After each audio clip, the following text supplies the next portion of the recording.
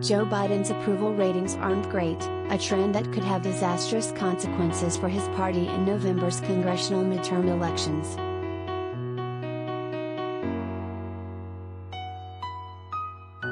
Polls have consistently shown Biden's approval rating below the 50% mark, with steep declines among both liberal-leaning young people and Hispanics. The FiveThirtyEight polling average, meanwhile, has Biden at 42%, suggesting bipartisan dissatisfaction with his administration.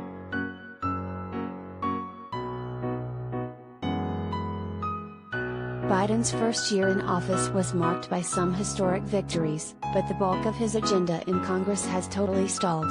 His numbers tanked after the U.S. withdrawal from Afghanistan, and his party's dysfunction in Congress hasn't helped. Still, Democratic lawmakers say the resurgent coronavirus pandemic and its economic effects deserve more blame.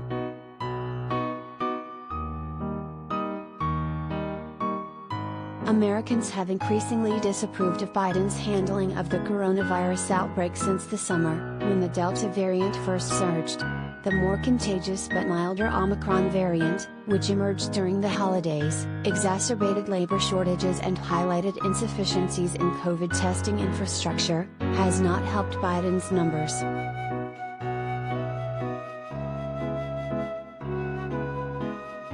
The effect of the pandemic is still psychologically very burdensome on everybody, Senator Tim Kaine, Democrat Virginia, said. I think the American public might be feeling differently in 8 months or so.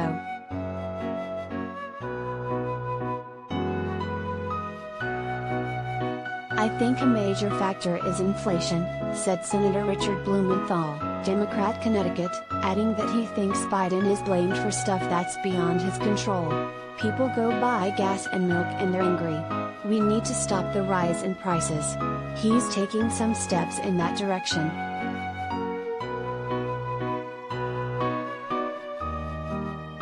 Senator Joe Manchin, DW, Virginia, perhaps the single Democrat most responsible for Biden's trouble enacting his agenda, had his own theory.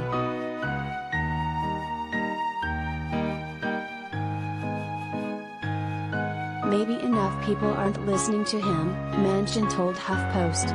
He makes a lot of sense and gives a good talk.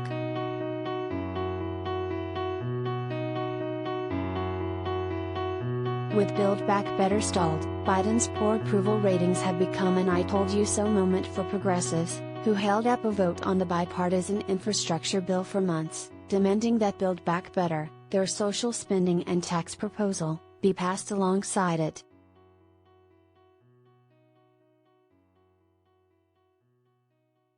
If you're a moderate in the Democratic Party, 2021 played out exactly like you wanted when only infrastructure passed Congress after the rescue plan, Senator Bernie Sanders' communications director Mike Casket tweeted this week.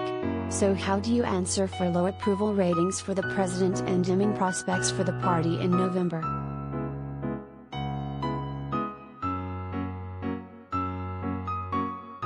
In November, moderate Democrats got their way after Democrats lost the Virginia gubernatorial election, claiming the political toll of not passing the bipartisan infrastructure bill was simply too high. Congress passed the legislation just days after the loss in Virginia without any meaningful progress on Build Back Better.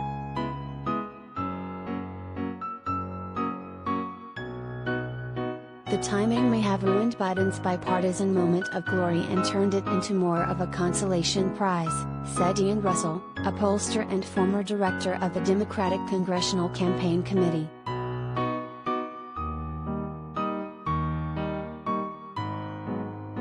We stepped on our own press with infrastructure, Russell said.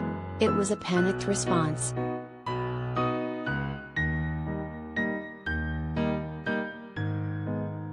As for Build Back Better, both Democrats and Republicans alike agreed that the bill would be transformational, with Democrats likening Biden to Franklin D. Roosevelt.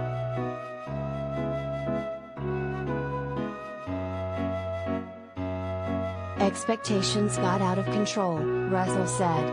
Biden is at his best when he talks about just making things a little better for regular people.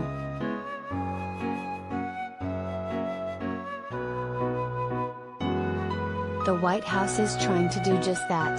On Friday, the president is set to speak about the implementation of the infrastructure law 2 months after its passage, highlighting the first wave of $27 billion to rebuild bridges around the country. The White House has also highlighted bits of good economic news, including job growth that outpaced economists' expectations from the beginning of the year.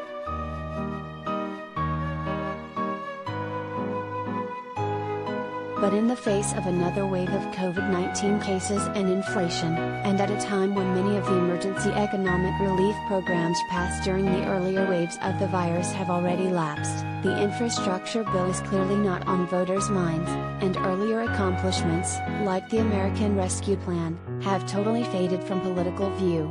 Frustration remains high.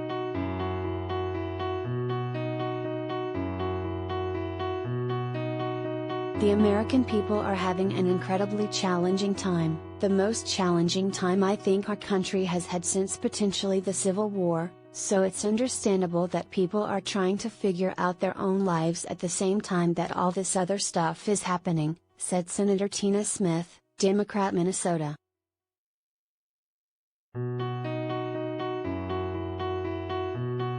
Representative Mark DeCano, Democrat, California, said the American people haven't fathomed everything Democrats have already accomplished. He also suggested that major political events could occur this year that will drastically change the historical likelihood of Democrats losing the House.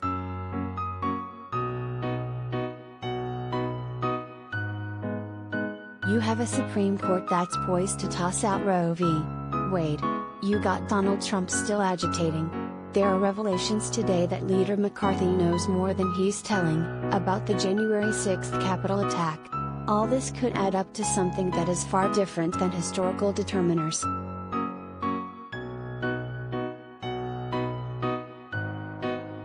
Representative Pete Aguilar, Democrat, California, said Democrats would get a boost from finishing Build Back Better, but also that the infrastructure bill is a big deal by itself.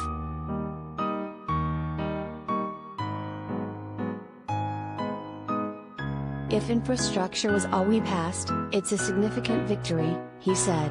We've got to make sure that the American public understands how big it is. So that's our challenge.